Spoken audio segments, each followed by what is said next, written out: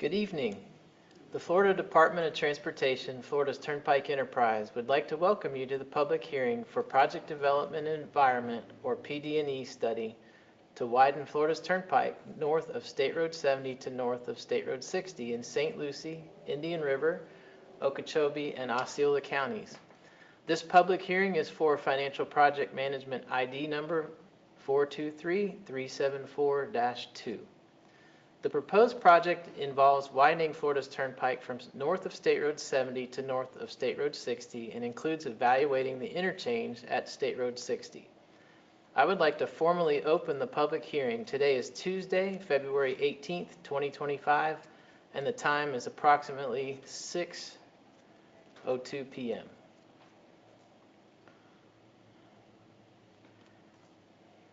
If you experience technical difficulties during the virtual meeting, please contact technical support at tpkmeetingsupport@dot.state.fl.us. My name is Greg Moore. I am the Florida Turnpike project manager for this study, and I'm assisted by the consultant project team who will be supporting the formal comment period. We are supported by other representatives from Florida's Turnpike here today. We are holding this project hearing virtually and welcome those who are participating virtually or listening through the telephone. There are two primary components in tonight's hearing. First is a presentation, and second is a formal comment period following the presentation where you will have the opportunity to provide verbal comments. The Florida Department of Transportation, or FDOT, Florida's Turnpike Enterprise, welcomes you to the public hearing for Florida's Turnpike, State Road 91, widening from north of State Road 70 to north of State Road 60, Project Development and Environment, or PD&E study, located in St. Lucie, Indian River, Okeechobee, and Osceola counties, Florida. This public hearing is for Financial Project Identification number 423374-2. This environmental study has been conducted by the enterprise in compliance with all applicable federal environmental laws and pursuant to 23 United States Code, Section 327. The purpose of this public hearing is to share information with the public about the proposed improvements, its conceptual design, and the potential effects to the social, economic, cultural, physical, and natural environment within the corridor. The public hearing also serves as an official forum, providing an opportunity for members of the public to express their opinions regarding the project. This public hearing was advertised consistent with applicable federal and state requirements shown on the slide. Public notice for this public hearing, including information on how to access the meeting platform, are shown on this slide. In addition, notification letters were mailed to property owners and tenants in the project area, a posting in the Florida Administrative Register, and advertisement in local newspapers. The proposed project is being developed in accordance with the Civil Rights Act of 1964. Under Title VI of the Civil Rights Act, public participation is encouraged and solicited without regard to race, color, national origin, age, sex, religion, disability, or family status. Persons wishing to express their concerns about Title VI may do so by contacting either Desiree Stills, the Florida Department of Transportation, Florida Turnpike Enterprise Title VI Coordinator at 407-264-3111, or Stephen Kulikowski, the Florida Department of Transportation, Tallahassee State Title VI Coordinator at 850-414-4742. This public hearing provides multiple participation options. The virtual option is being held on Tuesday, February 18th, 2025. Members of the public can participate via the GoToWebinar system or using their telephone.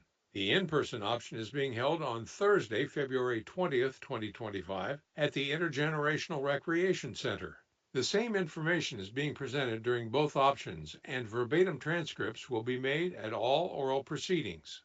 The public hearing video and presentation will be posted to the project website, and a link to the video will be provided by email to all persons that registered. Today's presentation will describe the project development process, study limits, and the project's purpose and need. We will then explain the preferred alternative, then our public involvement efforts, and the project schedule, and we'll conclude with the formal comment period. The PD&E study is ongoing and is the second phase of FDOT's Transportation Project Development Process. Key components of a PD&E study include an evaluation of existing conditions, identification of future traffic needs, development and evaluation of project alternatives, and public and agency involvement. All findings and recommendations are documented at the end of the study. Subsequent phases include final design and engineering, right-of-way acquisition, and construction. The subsequent phases are currently not funded, but will be considered for funding upon the completion of the PD&E study. This Turnpike PD&E study is located in St. Lucie, Indian River, Okeechobee, and Osceola counties. The project begins north of the State Road 70 interchange and continues north of the State Road 60 interchange from milepost 152 to 193, a distance of 41 miles. This section of the Turnpike is a critical evacuation route for Florida. This Florida's Turnpike PD&E study is part of a large network of widening studies that are currently or have been held. The project to the south is from State Road 706 and ends just north of State Road 70. This PD&E study was completed in 2021 and currently has some segments that are in design phase. The northern project begins north of State Road 60 and ends at Clay Whaley Road. This PD&E study is currently ongoing. A PD&E study by FDOT District 5 along State Road 60 from Prairie Lake Road to Florida's Turnpike will begin in spring of 2025. The purpose and need for a project provide the basis for developing, considering, evaluating, and eliminating project alternatives. The project purpose and need are to accommodate future travel demand by year 2050, improve travel time reliability, improve safety, and enhance emergency response and evacuation. Traffic forecasts show an 83% increase in traffic within the study area on the Florida's Turnpike widening between the years 2020 and 2050. Widening is needed by year 2035.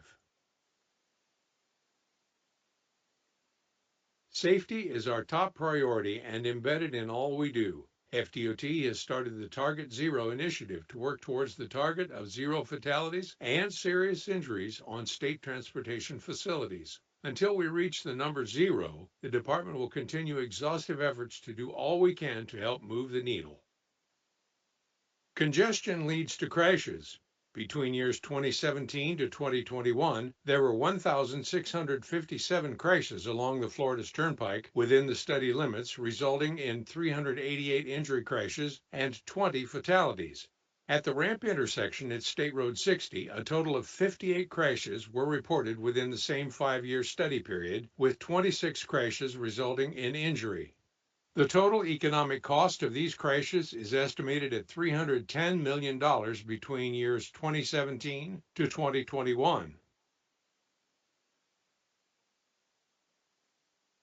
Florida's Turnpike is part of the emergency evacuation route network and is critical in facilitating traffic movement during an emergency evacuation period. In addition to Florida's Turnpike widening improvements, enhancements to the existing Osawu Road emergency access ramps located in Okeechobee County are being evaluated. Coordination with Okeechobee County is currently ongoing. A preferred project alternative has been developed based on the project needs, environmental and engineering evaluations, and community involvement. The preferred alternative will widen the turnpike from 4 to 6 lanes in each direction and will have improvements to the State Road 60 interchange. We will first present the improvements proposed along the 41 miles of the Florida's Turnpike widening from milepost 152 to 193, and then followed by proposed interchange configurations at State Road 60. The proposed improvements include widening from 4 to 6 lanes, maintains a 40-foot median, and widens the inside shoulders to 12 feet. The existing guardrail will be replaced in the median. These improvements will address the need to increase capacity as well as improve safety throughout the corridor. In addition to serving the local community, the State Road 60 Yeehaw Junction interchange serves as a major connection for travelers heading to or from South Florida and those traveling to or from Central and West Florida. The Florida's Turnpike and State Road 60 interchange is a trumpet interchange configuration. This interchange is located within or near environmentally sensitive areas, with a single intersection providing access to both northbound and southbound movements. The preferred alternative is a partial cloverleaf interchange that will provide new ramps at the northeast quadrant of the interchange. This interchange separates the northbound and southbound traffic via 2 different intersections. Southbound on-off traffic will continue to utilize the existing intersection at State Road 60. Northbound on-off traffic will be provided via a new intersection to the east along State Road 60. Operational improvements include an additional travel lane along State Road 60, dual eastbound left turn lanes at both intersections, which will widen the State Road 60 eastbound bridge to accommodate the turn lanes. In addition, dual right turn lanes will be provided at the off-ramps. The partial cloverleaf alternative does require right-of-way acquisition by approximately 12 acres west of Palm Avenue as shown here. In addition, there will be a right-of-way change to limited access right-of-way along State Road 60, starting from approximately 350 feet west of the existing Florida's Turnpike ramp intersection to Sunshine Avenue on both the north and south side of State Road 60.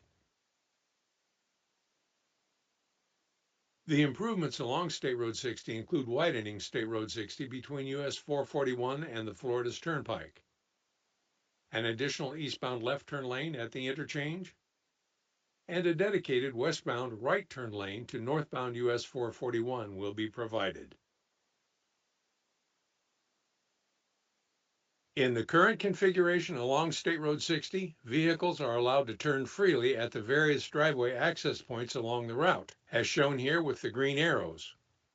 The proposed capacity improvements will require some changes to the allowable turns that can be made at these driveway locations along State Road 60. The project introduces a raised median on the approach to the signalized intersection, requiring modifications to the turns allowed at several driveways. The illustration here indicates with red arrows the turns that are allowed today, but will no longer be allowed with the implementation of the proposed improvements.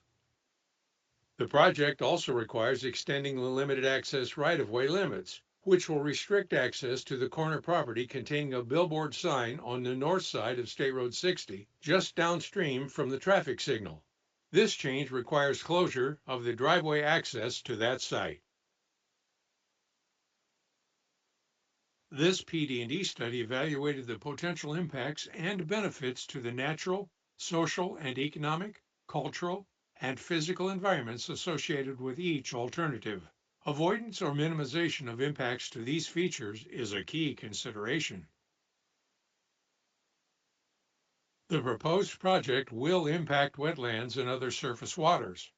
These impacts will occur throughout the broader project area. Direct impacts from the preferred alternative is approximately less than 1 acre of wetland or water crossing impacts. After examination of the species records and available habitats in the project area, there are no adverse effects anticipated to any listed species. As part of this PD&E study, a wildlife crossing analysis was performed. It was determined that opportunities to accommodate wildlife crossings are recommended as it improves safety. This includes wildlife fencing for approximately 82 miles, while 9 bridges, 14 drainage culverts, and 26 upland culverts are proposed to be made wildlife friendly by raising the profile to have a shelf above the water and/or upsizing. Right-of-way acquisition is related only to the State Road 60 interchange improvements. This project does not anticipate any relocation of families or businesses. In addition, there will be a right-of-way change to limited access right-of-way along State Road 60, starting from approximately 350 feet west of the existing Florida's Turnpike ramp intersection to Sunshine Avenue on both the north and south side of State Road 60. A contamination screening evaluation report was prepared for this project to identify contamination concerns within the study area. The result of the contamination screening identified 2 high-risk sites, 6 medium-risk sites, and 19 low-risk sites. These sites will be further evaluated during the design phase to identify options to avoid, minimize, or mitigate contamination. The project area is in attainment for a criteria air pollutants. No significant impacts to air quality are anticipated. A noise study report was prepared for the project to evaluate if noise barriers are feasible for abatement for the impacted noise-sensitive sites along the corridor. The results of the report indicate that noise barriers are a feasible and/or reasonable method to abate traffic-related noise impacts for one noise-sensitive area, the recently constructed Morningside neighborhood north of State Road 70 in St. Lucie County. Barriers will be reevaluated during the future design phase. A cultural resources assessment survey was conducted for this PD&E study to identify any cultural resources and assess their eligibility for listing in the National Register of Historic Places. There are no adverse impacts to the historical and archaeological sites and tribal lands. The total project cost for the preferred alternative is estimated at approximately $1.4 billion in present-day costs. All project-related costs are included in this total estimate. There are currently no funds for design, right-of-way, and construction phases in the enterprise's adopted 5-year work program, covering fiscal year 2025 through 2029.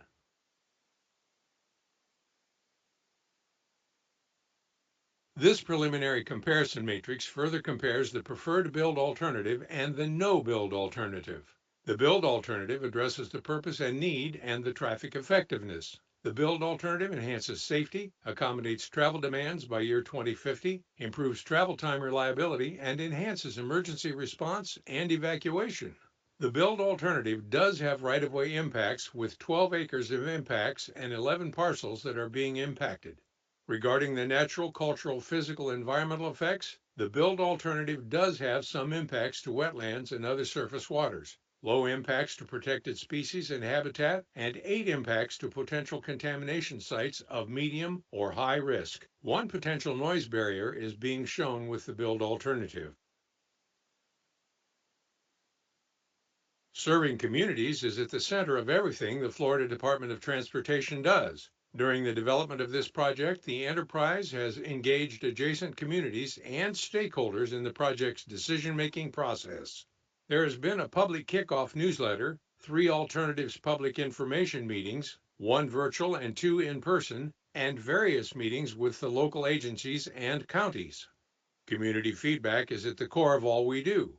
FDOT works with the public to balance their community vision with the community's transportation needs. This is routine on all our projects to ensure Florida's infrastructure is safe, resilient, and efficient for many years into the future. Public involvement is a vital part of the PD&E study process. Small group meetings and one-on-one stakeholder meetings have been held with public officials, local agencies, and other stakeholders throughout the study. Feedback from these meetings has helped shape the project alternatives. Community outreach will continue through the completion of the PD&E study and future project phases.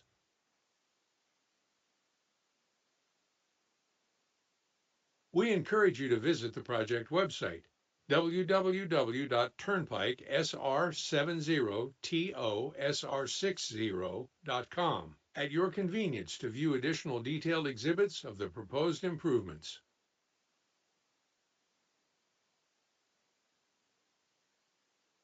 Your input is essential to the PD&E study process. You can submit written comments at the project website, www.turnpike.sr70tosr60.com. If you attend in person, you can complete a printed comment form. You can also email the project manager directly or submit your comments by mail to the project manager.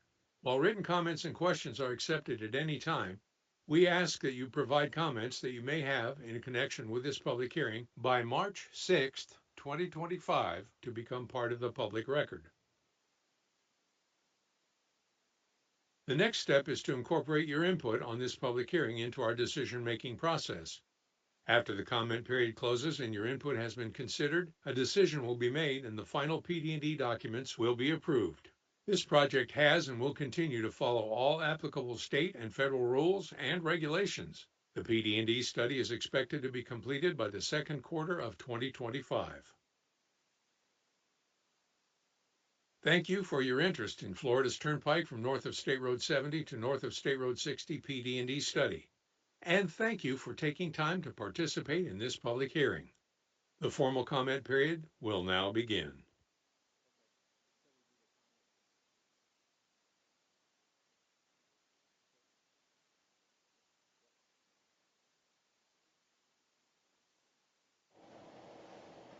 Thank you for your attention to the project presentation. Before we begin the formal comment period, I would like to recognize any elected and appointed officials who have joined us this evening. If you'd like to raise your hand, we will call on you and you can unmute yourself to state your name and title. We did not have any that had pre-registered to that effect, and so that's why we got right into the presentation. I do see one hand up. Last name Lloyd. We're going to go ahead and unmute you if you'd like to introduce yourself. Thanks for joining us tonight.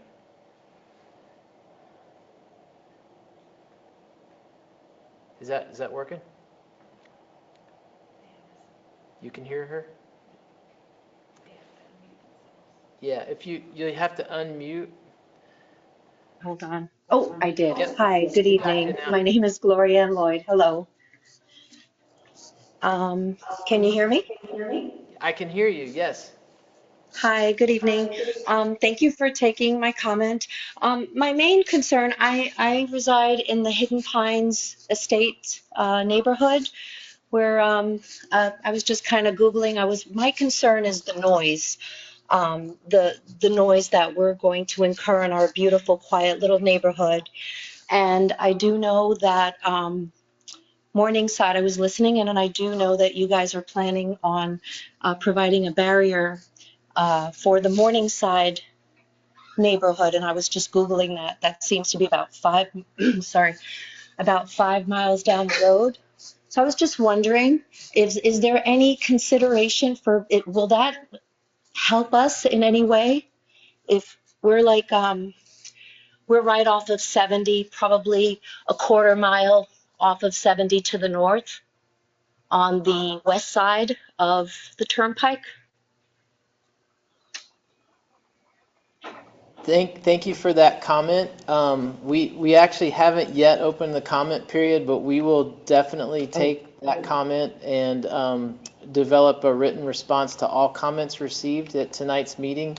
We don't get into too many details on the answer at this time, but we will handle that in the coming days. And I think the comment period closes on March 6th, and then after that, we will publish a written response to all the comments received tonight. But for now, we were actually just trying to identify any elected or appointed officials that may have joined us, and I don't think that we have any. So with that, we'll go ahead. The time is now 6:25, or 6:24 actually. Yes. Can you move that out? I'm trying to read here. Thank you.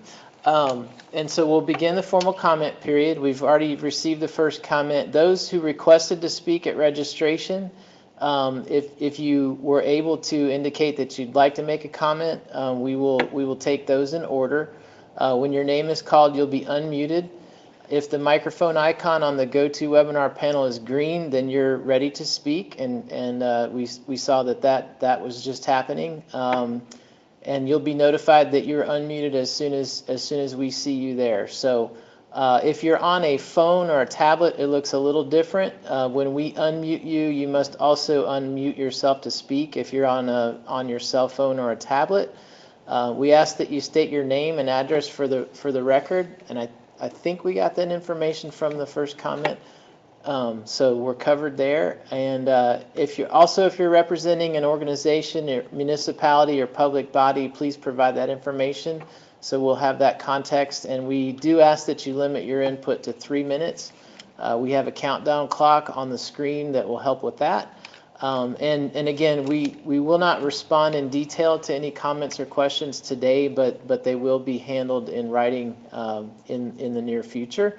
Do we have any other? So the first person we'll call to speak during this comment period, I see Charles Lee with his hand up. Go ahead, Charles. We're going to unmute you. Yes, I'm Charles Lee with Audubon, Florida. It's my understanding that this project intends to place the lanes to be added to the Turnpike inside the existing right-of-way. However, nothing was said in the presentation with regard to the creation of water polishing ponds, stormwater ponds. And obviously, it's good that the impacts on the adjacent natural areas in the Florida Wildlife Corridor are going to be limited to what's in the existing right-of-way from the road. However, if there are large retention areas that have to extend outside of the right-of-way, that could be a serious problem in some of the natural areas. And so we'd like you to clarify, if you would, what the status of planning for retention ponds is and how that is going to be handled to minimize impacts. The second comment that I wanted to make is with regard to wildlife crossings. From Bull Creek north, when you get into the conservation lands that the right-of-way touches on, all the way to State Road 70, there are you are within the Florida Wildlife Corridor, and you're really within the heart of the Florida Wildlife Corridor. And I know there are some existing structures that provide wildlife crossings along that section of the Turnpike, but our recommendation would be a much more robust improvement of wildlife crossings in that area, including the addition of new wildlife crossings. We think that you need to undertake that as you're going forward. And the final matter that I'll say is that this segment of the Turnpike, and that one which is in the other study going north, which I know that you're also involved in, obviously you're getting deeper and deeper into the wildlife corridor as you go north of State Road 60. And that's going to be a challenge for additional wildlife crossings. So we hope that you'll look in sort of a unified way at the entire reach of the wildlife corridor, and that you will decide to work to optimize wildlife crossings in this area. And again, obviously, bigger retention areas outside of the right-of-way, if they are in conservation lands, are going to be a matter of major concern. Thank you very much. Thank you, Mr. Lee, for those comments. Without getting into too much detail, I do want to make everyone aware that the project displays that will be presented at the in-person hearing on Thursday should be available on the project website. If they are not already, then they will be posted probably tomorrow, but I think they do go live tonight. You will see there on the roll plots with the details of the recommended alternative that we are within the existing right-of-way, and that is inclusive of stormwater with the exception of the State Road 60 interchange, which was discussed during the presentation. But those exhibits are there for your review, and so we would encourage you to look there, and we'll also develop a written response to that comment. Do we have any other folks with hands up that would like to comment tonight? I see the First Lady. Did you have a follow-up, Ms. Lloyd? We can unmute you if you'd like to speak again.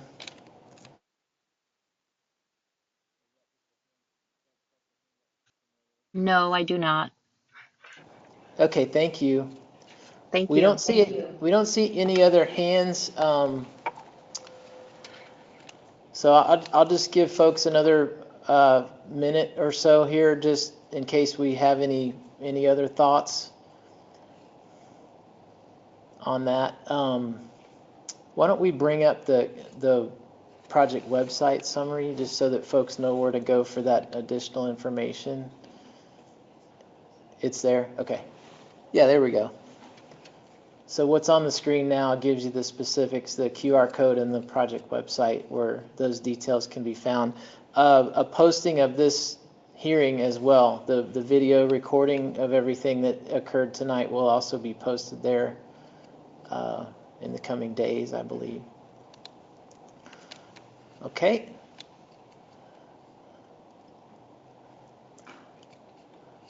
So with that, we don't have any other hands up, so we'll go ahead and conclude the verbal comment period for this public hearing. All attendees, including those online, can submit written comments and or questions in several different ways. One, the project website. You can also send an email to me directly at greg.moore, MOORE, at dot.state.fl.us. We have a P.O. Box for the mailing address here at Turnpike headquarters, which is P.O. Box 613069 in Ocoee, Florida, 34761.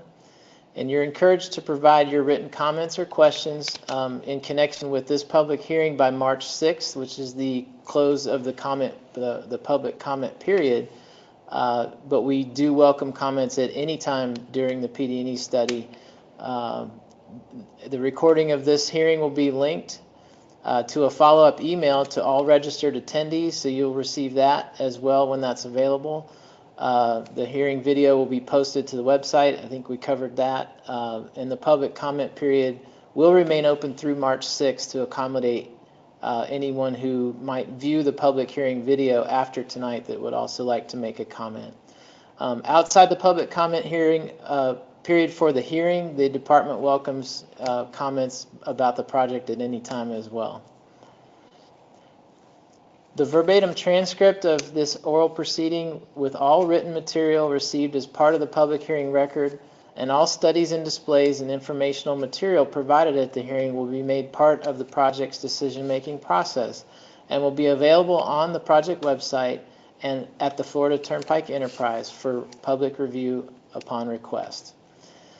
Thank you for attending tonight's public hearing and for providing your feedback on this project.